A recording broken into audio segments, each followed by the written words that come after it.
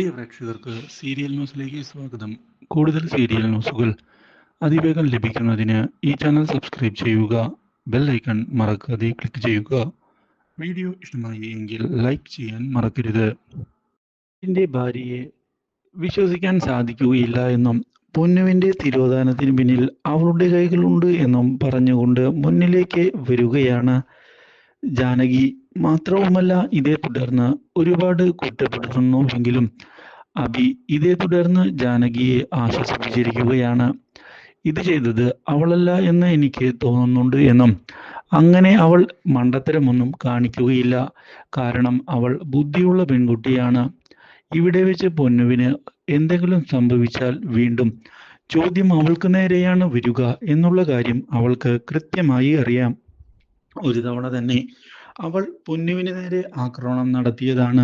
അതുകൊണ്ട് തന്നെ സംശയം അവളുടെ നേർക്ക് വരുമെന്നുള്ള കാര്യം ഉറപ്പാണ്.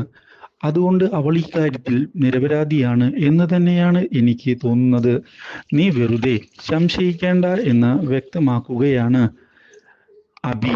ഇതോടെ ജാനകി പൊന്നു എവിടെയാണ് എന്നറിയാതെ പകച്ചു പോകുമ്പോഴാണ് പൊന്നുവിനെ രക്ഷിച്ചുകൊണ്ട് അവരുടെ അടുത്തേക്ക് ലച്ചു എത്തുന്നത്. മാത്രവുമല്ല, കുഞ്ഞിപ്പോൾ സേഫാണ് എന്നുള്ള കാര്യം അറിയുകയും ചെയ്യുന്നു. എന്നാൽ ഇതേ തുടർന്നാണ് ജാനകിയെ ഞെട്ടിച്ചുകൊണ്ട് അമലിന്റെ ഭാര്യ പൊട്ടിത്തെറിക്കുന്നത്.